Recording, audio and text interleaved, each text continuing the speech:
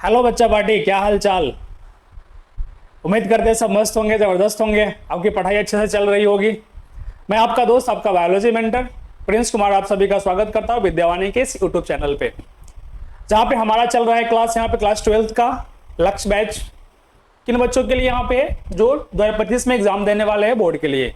ठीक है, तो हमारा टॉपिक जो चल रहा था यहाँ पे, वो कौन सा टॉपिक चल रहा था? हम लोग बात कर रहे थे मेंडल के कुछ लॉ के बारे में। हमारी टॉपिक जो चल रही थी यहाँ पे, पिछले क्लास में हमने क्या क्या पढ़ा था? मेंडल के 2 लॉ पढ़े थे, और हमारे सिलेबस के अकॉर्डिंग मेंडल के 3 लॉ है। पहला लॉ हमारा कौन सा था? प्रभाविता का नियम, यानी कि लॉ ऑफ डोमिनेंस। दूसरा लॉ कौन सा था आपका यहाँ पे? लॉ ऑफ सेग्रीगेशन, यानी कि बीज संयोजन का नियम। और उसी नियम को हम लोग क्या कहते हैं? युग्मकों के शुद्धता का नियम, यानी कि law of purity of gametes. तो बच्चों, आपकी जो क्लास है यहाँ पे, अब आपकी जो शेड्यूल मिली है उस अकॉर्डिंग चलने लगी है। तो जो भी बच्चे क्लास बीच में देखना बंद कर दिए, यहाँ पे सारे बच्चे क्लास को कंटिन्यू करें और पूरे वीडियो को अंत तक देखें, क्योंकि इस क्लास के अंदर आपको बहुत कुछ ऐसे मटेरियल मिलने वाले हैं जो आपके एग्जाम के पॉइंट के व्यू से बहुत इंपॉर्टेंट है। और मैंने पहले भी कहा था कि इस लेक्चर को कंप्लीट करने के बाद, हमारी क्लासेस को करने के बाद, आपको एक्स्ट्रा कुछ भी करने की आवश्यकता नहीं है। बस आप रिविजन करो, क्वेश्चन प्रैक्टिस करो, बाकी सारा काम आपका इस क्लास से हो जाएगा। ऐसा कोई सवाल नहीं होगा जो इस लेक्चर के, इस चैप्टर के बाहर से आपको मिलेंगे, जो आपको हम पढ़ा देंगे। जो भी चीजें मेरे द्वारा पढ़ाया जाएगा, इसके बाद की चीजें आपको कुछ ऐसी नहीं मिलेगी जो एग्जाम में पूछा जाएगा। ठीक है, ये बहुत सालों का एक्सपीरियंस है, और उसी एक्सपीरियंस के बेसिस पे हम क्या कर रहे हैं, आपको इस चीज को बता रहे हैं। ठीक है, तो चलो आज हम लोग स्टार्ट करते हैं मेंडल का तीसरा लॉ। 2 लॉ तो हमने पिछले लेक्चर में कवर कर लिया था। आज हम बात करेंगे किसका? मेंडल के तीसरे लॉ का, जिसका नाम है लॉ ऑफ इंडिपेंडेंट असॉर्टमेंट, यानी कि स्वतंत्र अपव्यूहन का नियम। ठीक है, तो चलो स्टार्ट करते हैं आज हम लोग क्लास। कौन सा क्लास हमारा होगा? Lecture number 15। देखो बच्चे, चैप्टर बहुत बड़ा है, हो सकता है कि आपने बहुत जल्दी कवर कर लिया होगा ऑफलाइन क्लासेस के अंदर। यहाँ पे लेक्चर एक्चुअली में क्या है यहाँ पे ना, क्लास जितना आपको लगता है कि छोटा है, उतना छोटा है नहीं। यहाँ पे बहुत बड़ा चैप्टर है अपने आप में, थोड़ा सा आपको समय देना पड़ेगा। अभी लगभग हमने क्या किया, यहाँ पे जेनेटिक्स का लगभग पार्ट कवर कर लिया है, कुछ पार्ट्स अभी भी बचे हुए हैं जो 4-5 लेक्चर में हमारा कंप्लीट होगा। तो संयम बनाए रखे यहाँ पे। अगर चैप्टर बड़ा है तो सवाल भी इसे कुछ ज्यादा ही एग्जाम में आता होगा। ठीक है, चलो स्टार्ट करते हैं आज हम क्लास। लेक्चर नंबर कौन सा? 15, जिसमें आज का हमारा टॉपिक कौन सा होगा? मेंडल के तीसरा लॉ।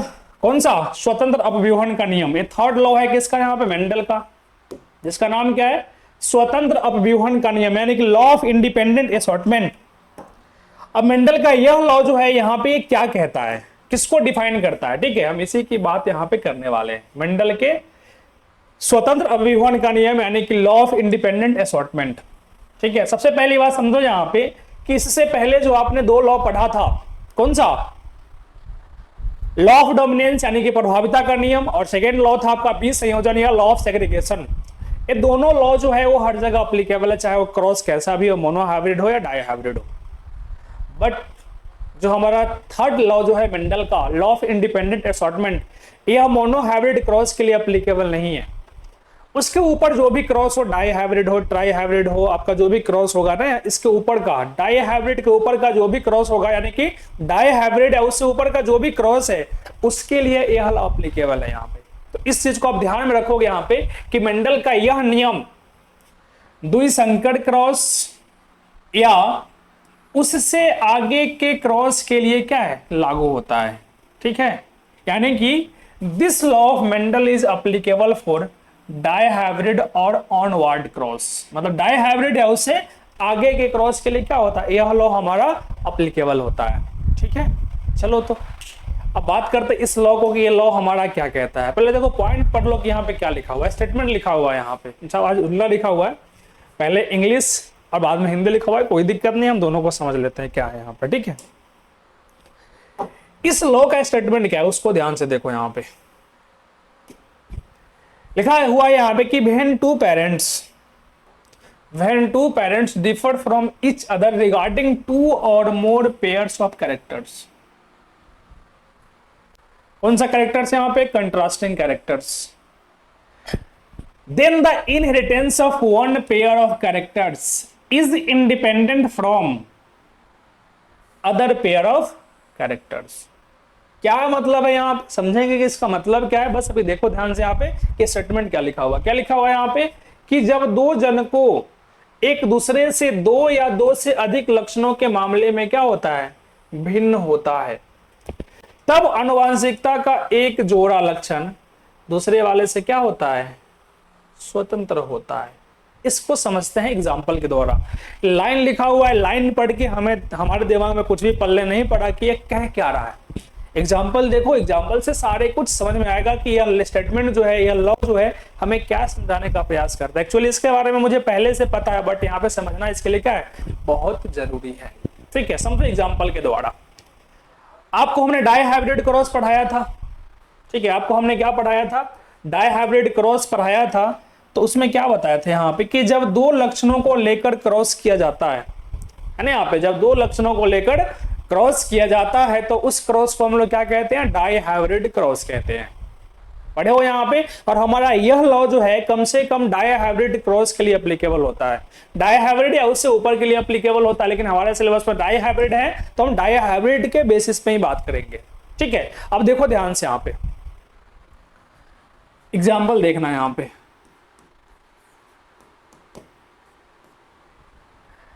सबने डाई हाइब्रिड क्रॉस पढ़ा है, द्विसंकर क्रॉस पढ़ा है, बस उसी को हम यहाँ पे लेके चलेंगे। आपने क्रॉस कराया था capital T, capital T, capital T, capital T, capital R, capital are, ठीक है। और किसके बीच क्रॉस कराया था इसको, यहाँ पे small t, small t, small r, small r.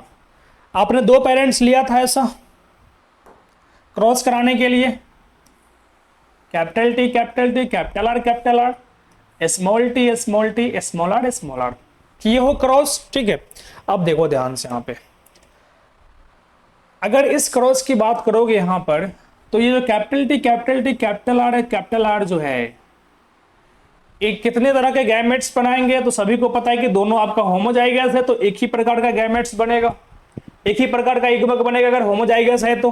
ठीक है, तो क्या बन जाएगा, कैपिटल टी, कैपिटल आर, और इसका क्या बन जाएगा, स्मॉल टी, स्मॉल आर बनेगा।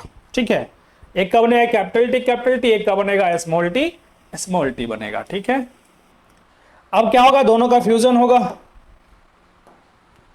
इन दोनों का फ्यूजन होगा तो क्या बनेगा, capital T, small t, capital R, small r, ये बना हमारा, यही बना हमारा यहाँ पे। ठीक है, अगर तुम इसका गैमेट्स बनाओगे, ये जो बना है यहाँ पे capital T, small t, capital R, small r, हमने क्रॉस पहले पढ़ रखा है, उतना डिटेल्स में नहीं देखेंगे, बस समझते हैं इस लोगों को यहाँ पे, इसको समझा कैसे जाए। इधर ध्यान देना सब, नहीं ठीक है, ध्यान से इधर देखना सब। क्या बना हमारे यहाँ पे, capital T, small t, capital R, small r बना। यहाँ पे किस जनरेशन का प्लांट हमारा है, ये प्लांट जो बना है हमारा, ये F1 जनरेशन का है, यह F1 पीढ़ी या F1 जनरेशन का प्लांट है। ठीक है, अब हम करवाते हैं सेल्फिंग। सेल्फिंग का मतलब क्या है, जो बना है उसी के बीच क्रॉस करवाएंगे। तो हम एक को लेकर चलते, हम दोनों की बात नहीं करेंगे। अभी हमारा जो जीनोटाइप बना है वो क्या बना है, capital T, small t, capital R, small r, यही बना है जीनोटाइप हमारा। ठीक है, अब अगर इसकी हम बात करते हैं किसका, यहाँ पे हम इसका अगर गैमेट्स बनाते हैं तो गैमेट्स इसका बनता है चार तरह का। कैसे बनता है उसको देखना ध्यान से। यहाँ पे कौन कौन सा एलील है, capital T, small t, capital are,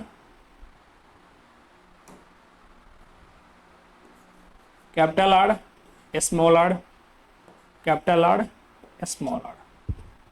यहाँ पे गैमेट्स बनेंगे टोटल 4 टाइप्स का, टोटल यहाँ पे 4 टाइप्स का गैमेट्स यहाँ पे बनेगा। ठीक है, और गैमेट्स कैसे बनता है आपको सिखा रखे हैं पहले। अब आते हैं असली मुद्दे पे, हमारा ये लॉ क्या कहता है। यहाँ पे ये लॉ यहाँ पे क्या कहता है उसको पहले फिर से पढ़ लेते हैं। यहाँ पे क्या कहता है, यहाँ पे ये लॉ हमारा कि जब दो जनक एक दूसरे से क्या होते, दो या दो से अधिक विपरीत जोड़े लक्षणों के मामले में भिन्न होता है। अभी हमने क्या कैसा पेरेंट लिया, यहाँ पे पेरेंट हमने लिया यहाँ पे एक समीकमजी लंबा, एक समीकमजी बौना। ठीक है, यहाँ पे सॉरी उल्टा थोड़ा हो गया यहाँ पे पॉइंट।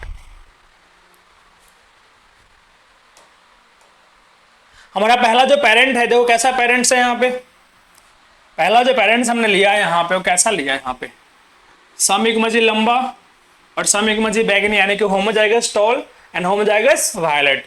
सेकेंड पेरेंट जो हमारा यहाँ पे है वो क्या है आपका, समयुग्मजी बौना और समयुग्मजी सफेद, यानी कि homozygous dwarf and homozygous white. ठीक है, तो हमारा जो लक्षण हमने लिया यहाँ पे कितना लिया, 2 जोड़ा लिया, और दोनों दूसरे का वैकल्पिक है, विपरीत है, मतलब एक लंबा है तो एक बौना है, एक बैगनी है तो दूसरा क्या है, सफेद है यहाँ पे। ठीक है, तब ये कहता है हमारा, तब ये क्या कहता है हमारा कि इसमें आनुवंशिकता का एक जोड़ा लक्षण, मतलब ये लक्षण आनुवंशिकता का एक जोड़ा लक्षण इस वाले से क्या होता है, दूसरे वाले से स्वतंत्र होता है।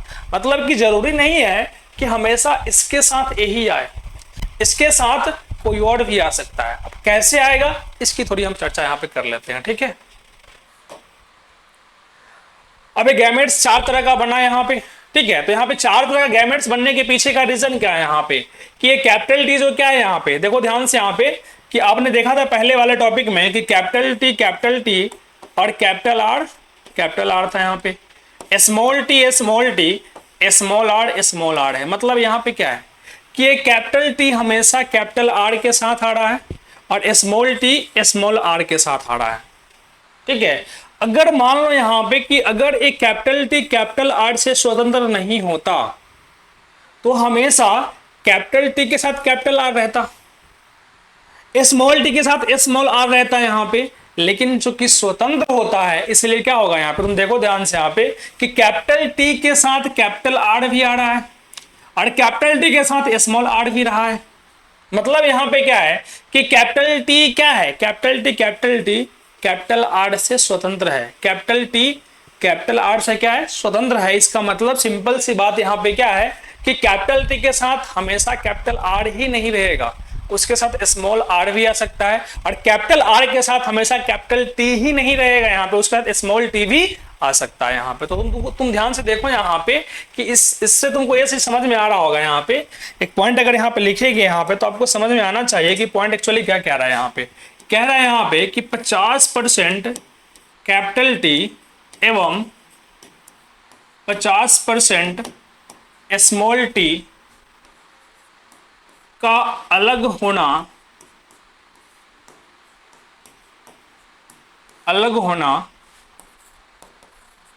स्वतंत्र होता है,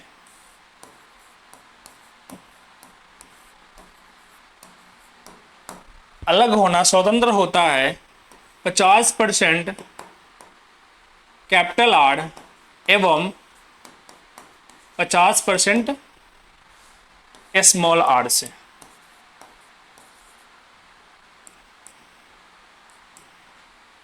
यानी कि separation of 50% capital T and 50% small t is independent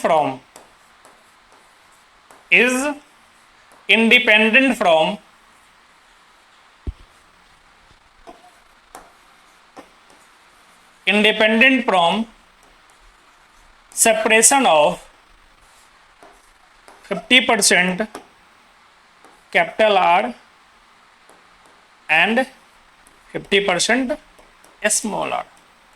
ठीक है, आपको मैंने पहले डिस्कस किया था यहाँ पे कि अगर ऐसा जीनोटाइप होगा capital T small t capital R small r, तो क्या करेगा, ये 4 तरह का गैमेट्स बनाएगा।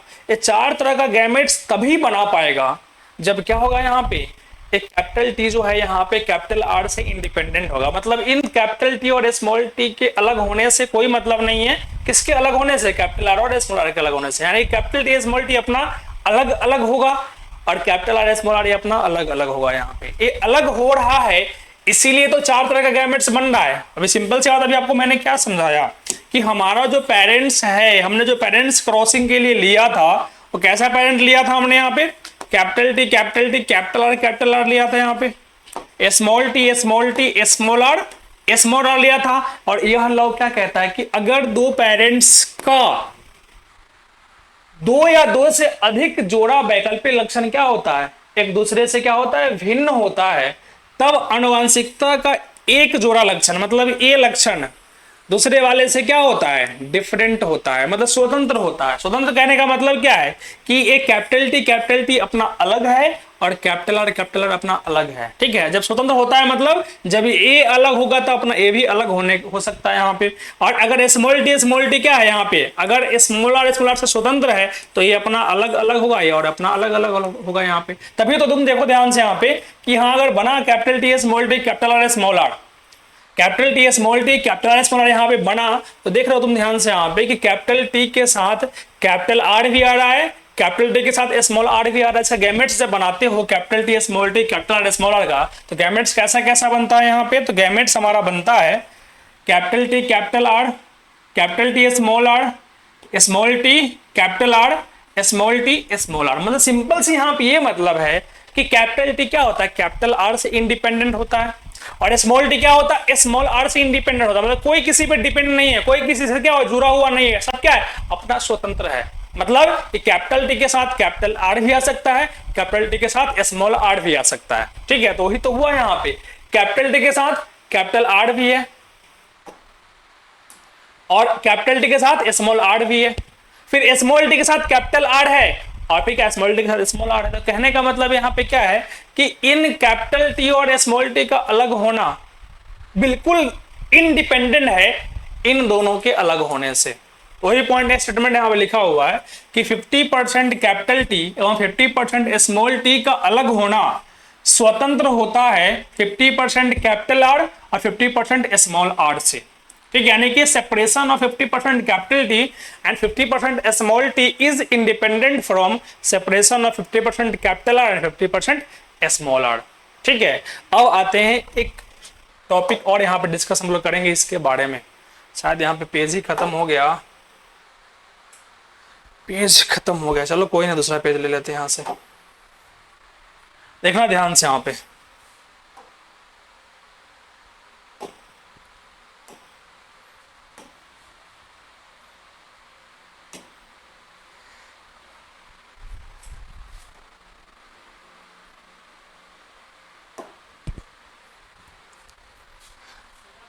देखो ये पेरेंट्स कैसा है यहाँ पे, ये दिख रहा है, ये पेरेंट्स जो है यहाँ पर,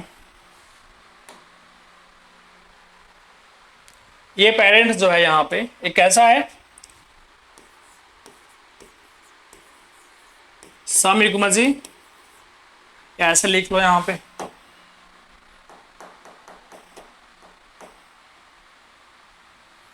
ये लंबा एवं बैगनी। ठीक है, यानी कि टॉल एंड वायलेट है। ठीक है, ये कैसा है हमारा यहाँ पे, बौना एवं सफेद, ड्वार्फ एंड वाइट। ठीक है, हमने पेरेंट ऐसा लिया यहाँ पे, अगर इन दोनों के बीच क्रॉस कराते हैं तो F1 पीडी में क्या बनता है, capital T small t capital R small r. मतलब ये कैसा बन रहा है F1 पीडी में, ये भी बन रहा है हमारा यहाँ पे लंबा एवं बैगनी। ये सारे चीज हम पहले डिस्कस कर चुके हैं यहाँ पर। ठीक है, टॉल एंड वायलेट। ठीक है, अब हम बात करते हैं F2 पीढ़ी का कि F2 पीढ़ी में क्या क्या हमारा बनता है और क्या क्या बनता है हमें पहले से पता है। हम बात यहाँ पे किसकी कर रहे हैं, F2 पीढ़ी या F2 जनरेशन की बात करते हैं। ठीक है,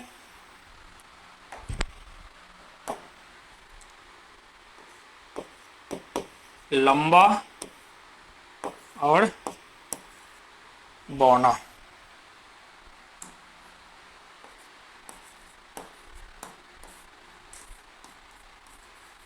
टॉल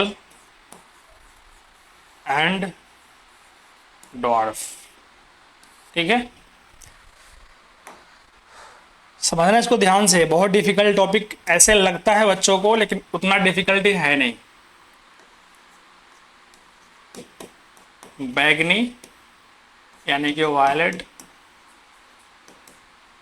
और सफेद यानी कि व्हाइट। यहां पे देख लो,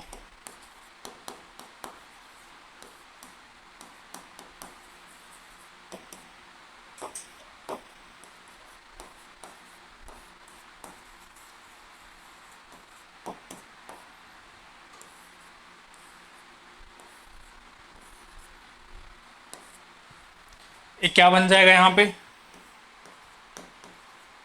लंबा एवं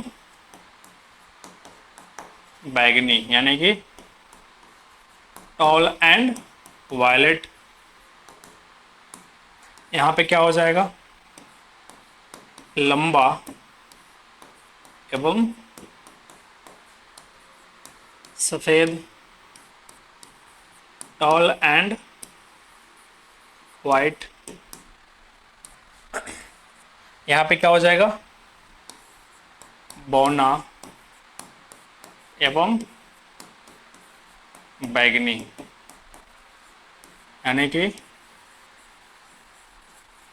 ड्वार्फ एंड वायलेट। ठीक है, और इसका हो जाएगा बौना एवं सफेद।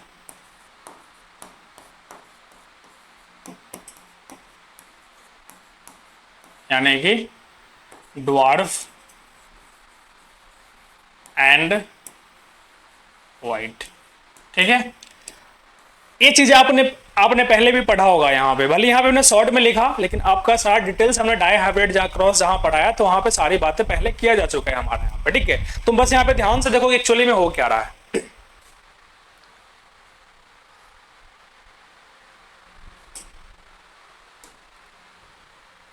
अब आपने पढ़ा होगा 9 3 3 1, ऐसा रेशियो पढ़ा था 9 3 3 1। डाई हाइब्रिड क्रॉस में आपको बताए थे कि डाई हाइब्रिड क्रॉस का फिनोटाइपिक अनुपात जो होता है 9 3 3 1 होता है।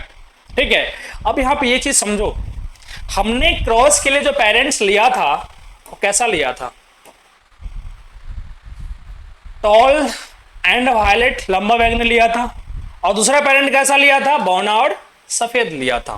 ठीक है, अब आते हैं F2PD में। हम यहाँ पे अगर F2PD में तुम ध्यान से देखना, यहाँ पे F2PD में कैसा है, लंबा बैगनी बौना सफेद। पेरेंट का लक्षण तो आ ही रहा है यहाँ पे। अब कुछ नए लक्षण आते हैं, लंबा सफेद बौना बैगनी, मतलब लंबा के साथ बैगनी भी आ रहा है और लंबा के साथ सफेद भी आ रहा है। ठीक है, बौना के साथ बैगनी आ रहा है, बौना के साथ सफेद आ रहा है। इसका मतलब क्या है, इसका मतलब ये है, सिंपल सी बात यहाँ पे, कि जो हमने यहाँ पे डिस्कस किया था कि यहाँ जो हमने लॉ में पॉइंट बोला था कि जब दो जन को एक दूसरे से क्या होता है, दो या दो से अधिक विपरीत जोड़े लक्षणों के मामले में भिन्न होता है। जैसे हमने लिखा ना यहाँ पे कि दो जोड़ा लक्षण था यहाँ पे, capital T capital R, small t small r, लंबा बैगनी बौना सफेद। दो जोड़े लक्षण है और दोनों कैसा है, विपरीत है, लंबा है तो बौना है, बैगनी है तो सफेद है ना यहाँ पे। तो ये पॉइंट ये कहता है, तब आनुवांशिकता का एक जोड़ा लक्षण, मतलब एक जोड़ा लक्षण दूसरे जोड़े से क्या होता है, स्वतंत्र होता है। मतलब कि कैपिटल टी और स्मॉल टी कैपिटल आर से और स्मॉल आर से क्या स्वतंत्र है। मतलब कि लंबा एवं बैगनी पहले वाले का है, दूसरे वाले का यहां पे क्या है, बौना एवं सफेद। यहां दो जोड़ा लक्षण है ना यहाँ पे, तब ये कहता है कि ये लक्षण, ये और ये लक्षण इस वाले से क्या होता है, स्वतंत्र होता है। मतलब कि लंबा के साथ बैगनी है लेकिन स्वतंत्र है, बौना के साथ सफेद है लेकिन स्वतंत्र है। स्वतंत्र अगर नहीं होता तो F2PD में लंबा के साथ बैगनी ही आता। अगर स्वतंत्र नहीं होता, अगर जुड़ा होता, आपस में एसोसिएटेड होता यहाँ पे, तो लंबा के साथ बैगनी आता, बौना के साथ सफेद आता। लेकिन जो F2PD में हमारा रिजल्ट देखने को मिला, उसमें क्या है, उसमें क्या है यहाँ पे, तुम ध्यान से देखना यहाँ पे कि लंबा के साथ बैगनी भी आ रहा है और लंबा के साथ सफेद भी आ रहा है, बहुना के साथ बैगनी भी आ रहा है, बहुना के साथ सफेद भी आ रहा है यहाँ पे। तो सिंपल से कहने का मतलब क्या है यहाँ पे कि अगर हमारा डाई हाइब्रिड या ट्राई हाइब्रिड क्रॉस में जो भी कैरेक्टर्स होते हैं सब एक दूसरे से क्या होता है, इंडिपेंडेंट होता है, कोई आपस में जुड़े हुए नहीं होते हैं। यह लॉ हमारा यही कहता है, ठीक है, यह लॉ हमारा यही कहता है कि जो भी कैरेक्टर्स है सब क्या है, अब एक दूसरे से इंडिपेंडेंट है, स्वतंत्र है, किसी से जुड़ा हुआ नहीं होता है, ठीक है। और इसे आपने पहले भी पढ़ा यहाँ पे कि पेरेंट हमारा लंबा बैगनी था, बोना सफेद था, लेकिन यहाँ पे क्या हुआ, लंबा के साथ बैगनी था, बोना के साथ सफेद था, लेकिन यहाँ पे क्या हुआ, लंबा के साथ सफेद भी आया, बोना के साथ बैगनी भी आया। मतलब कोई किसी से जुड़ा हुआ नहीं है, सब क्या एक दूसरे से स्वतंत्र है, इंडिपेंडेंट है आपका यहाँ पे, ठीक है। अब मेंडल का ये लॉ जो है यहाँ पे, इसका एक अपवाद है, कौन सा यहाँ पे, मेंडल का एक लॉ का यहाँ पे अपवाद है, जिसका नाम क्या है, सहलग्नता या लिंकेज। क्या यहाँ पे, सहलग्नता या लिंकेज। इस अपवाद को हम डिस्कस करेंगे आगे टॉपिक के अंदर। यहाँ पे अपवाद भी हमारे लिए क्या है, काफी ज्यादा इंपॉर्टेंट है। मेंडल के लॉ से ज्यादा मेंडल के लॉ का जो एक्सेप्शन है ना हमारा, वो ज्यादा इंपॉर्टेंट है, ठीक है। तो इस लॉ की बात, जो एक्सेप्शन है ना सहलग्नता या लिंकेज, हम इसकी भी बात करेंगे कि यह अपवाद कैसे है चौथे मेंडल के तीसरे नियम का, ठीक है। तो हमारा मेंडल का तीनों लॉ खत्म हो गया, law of dominance, law of segregation और लॉ ऑफ इंडिपेंडेंट असॉर्टमेंट, यानी कि प्रभाविता का नियम, स्वतंत्र अभिव्यूहन का नियम, और थर्ड यहाँ पे कौन सा था आपका, यहाँ पे सॉरी पहला कौन सा नियम था, प्रभाविता का नियम, लॉ ऑफ डोमिनेंस था। सेकंड लॉ हमारा कौन सा था यहाँ पे, सेकंड लॉ था विसंयोजन या युग्मकों के शुद्धता का नियम, यानी कि लॉ ऑफ सेग्रीगेशन या law of purity of gametes. और थर्ड हमारा कौन सा था, लॉ ऑफ इंडिपेंडेंट असॉर्टमेंट, यानी कि लॉ ऑफ इंडिपेंडेंट असॉर्टमेंट, यानी कि स्वतंत्र अभिव्यूहन का नियम। ये चारों लॉ हमारा क्या हुआ, कंप्लीट हो चुका है, ठीक है। पहला लॉ जो आपने पढ़ा था लॉ ऑफ डोमिनेंस, उसके दो एक्सेप्शन थे, ठीक है। यहाँ पे क्या थे, उसके यहाँ पे दो एक्सेप्शंस थे यहाँ पे उस लॉ का, जिसकी हम लोग यहाँ पे बात करेंगे, ठीक है। दो अपवाद, दो एक्सेप्शन कौन कौन सा था यहाँ पे, एक एक्सेप्शन था हमारा, एक अपवाद जो था यहाँ पे कौन सा था, अपूर्ण प्रभाविता, इनकम्प्लीट डोमिनेंस था। और दूसरा जो था यहाँ पे कौन सा था हमारा, यहाँ पे सह प्रभाविता यानी कि कोडोमिनेंस। हम आज दोनों को पढ़ेंगे यहाँ पे कि अपूर्ण प्रभाविता क्या होता है और सह प्रभाविता क्या होता है, और दोनों क्या है यहाँ पे, मेंडल के पहले लॉ का एक्सेप्शन या अपवाद है, ठीक है। थोड़ा सा लाइट कट गई थी, इस वजह से दिक्कत हो गया है।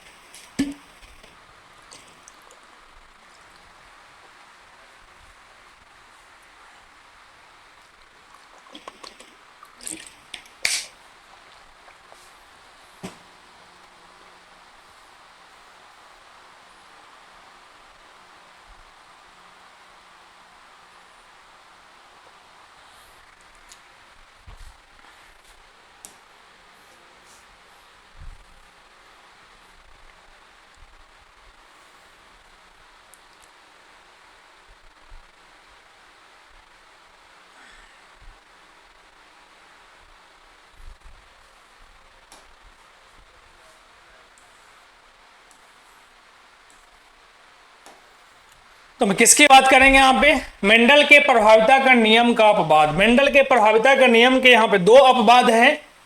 पहला अपवाद यहाँ पे कौन सा है, अपूर्ण प्रभाविता, यानी कि इनकम्प्लीट डोमिनेंस, जिसको हम लोग आज पढ़ने वाले हैं। देखो नाम ही क्या, इनकम्प्लीट डोमिनेंस मतलब अपूर्ण प्रभाविता।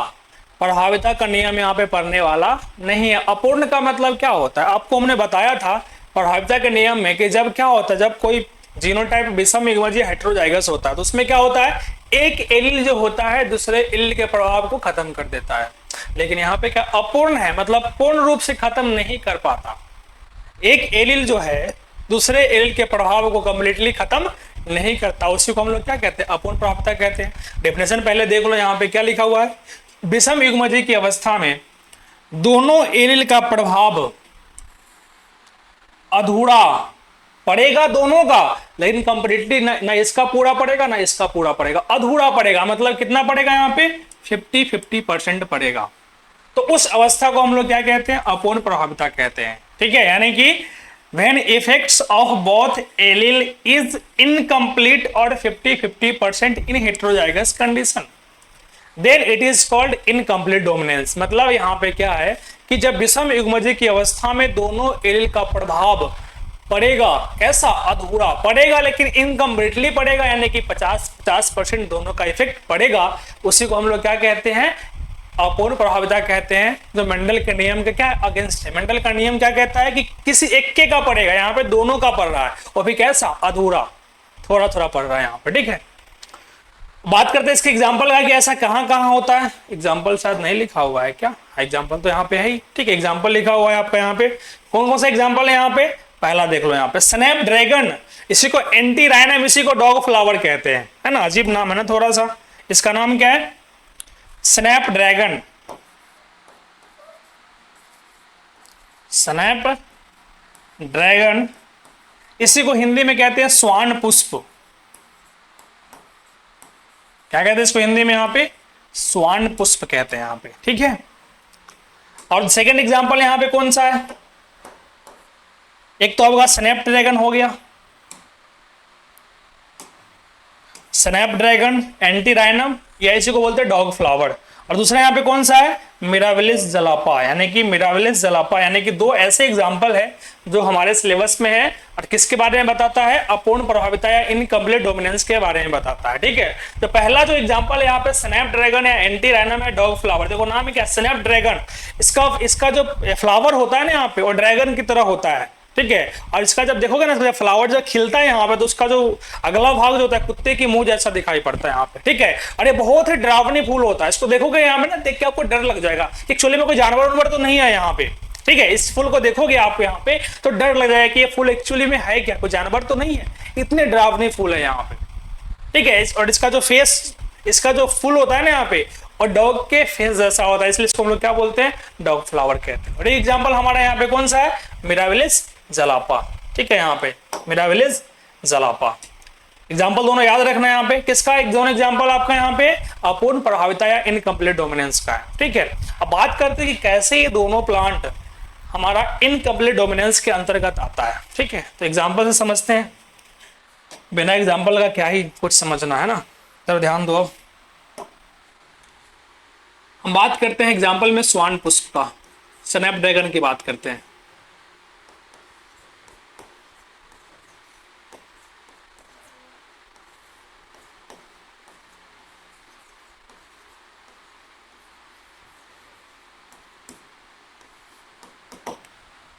स्नैप ड्रैगन में एक होता है लाल रंग का फूल, एक फूल कैसा होता है,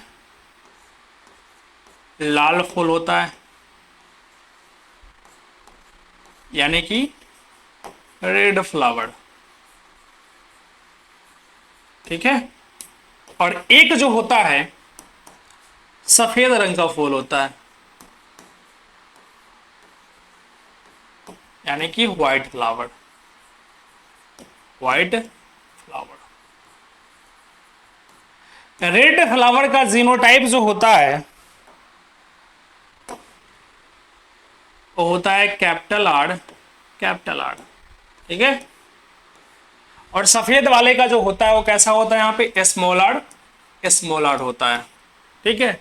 लाल वाले का कैपिटल आर, और सफेद वाले का क्या होता है, स्मॉल आर, स्मॉल आर होता है, ठीक है। तो देखो ध्यान से यहाँ पे, तो अगर हम इन दोनों फ्लावर के बीच क्रॉस करवाते हैं तो किस प्रकार का फ्लावर बनेगा, देखो यहाँ पे कैपिटल आर बनेगा, इसका गैमेट्स, इसका गैमेट्स बनेगा स्मॉल आर, और दोनों जब यहाँ पे क्या होंगे, मिलेंगे, तो कैपिटल आर और स्मॉल आर बनेगा, ठीक है।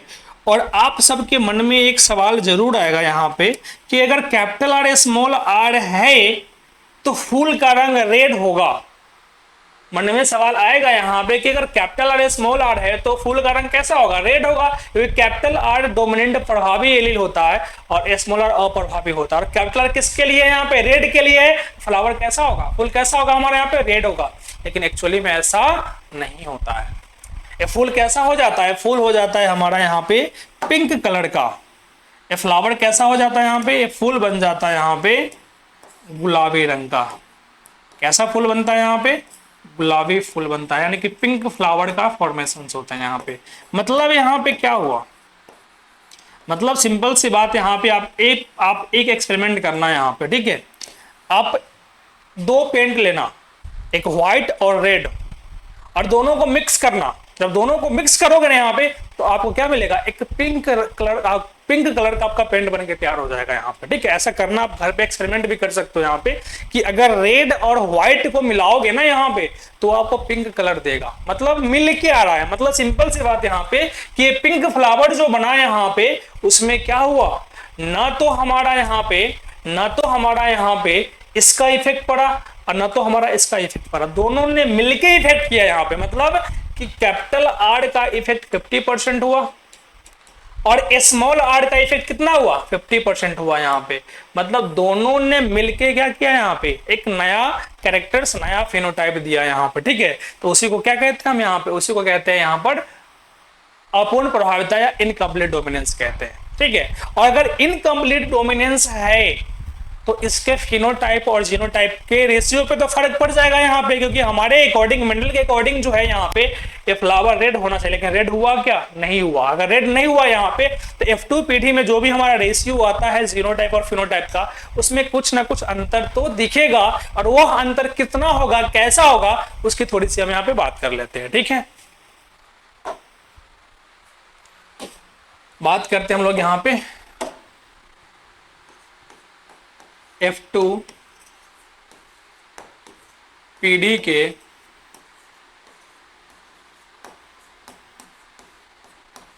फिनोटाइप एवं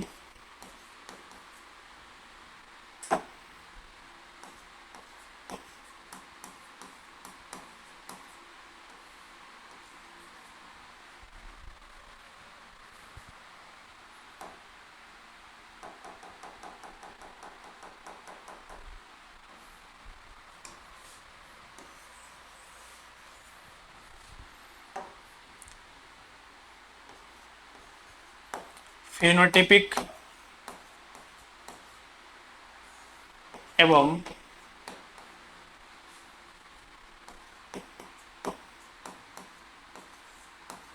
जीनोटाइपिक अनुपात पर प्रभाव, effects on a ratio of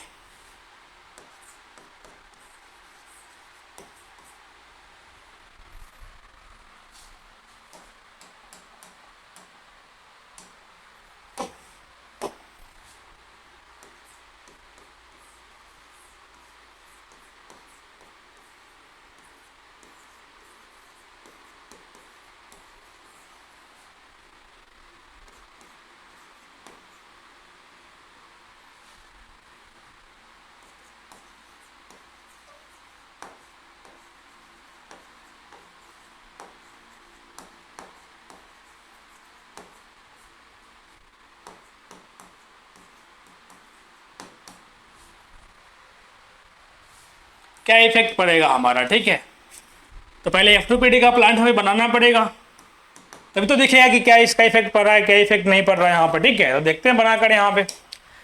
F4 पीढ़ी में क्या बना है, capital R small r, capital R small r, क्योंकि F2 पीढ़ी बनाने के लिए क्या करते हैं, जो बना है F4 में उसे के बीच सेल्फिंग करवाते हैं। तो कैपिटल आर स्मॉल आर है यहाँ पे, कैपिटल आर स्मॉल आर है, और दोनों फुल कैसा होगा यहाँ पे, दोनों का रंग कैसा होगा, इसका भी रंग गुलाबी होगा, इसका भी रंग कैसा होगा, गुलाबी या पिंक होगा, इसका भी रंग कैसा होगा, गुलाबी या पिंक आएगा। ठीक है, अब बनाओ इसको। इसका गैमेट्स कितने प्रकार के बनेंगे, 2 प्रकार के बनेंगे, कैपिटल आर और स्मॉल आर। इसका भी सिमिलर बनेगा 2 टाइप का, कैपिटल आर और स्मॉल आर। करवाओ सबको फ्यूजन, इसका फ्यूजन करवाओगे इसके साथ यहाँ पे, तो कैपिटल आर, इसका करवाओगे इसके साथ तो कैपिटल आर स्मॉल आर, इसका करवाओगे इसके साथ तो कैपिटल आर स्मॉल आर, इसका करवाओगे इसके साथ तो स्मॉल आर।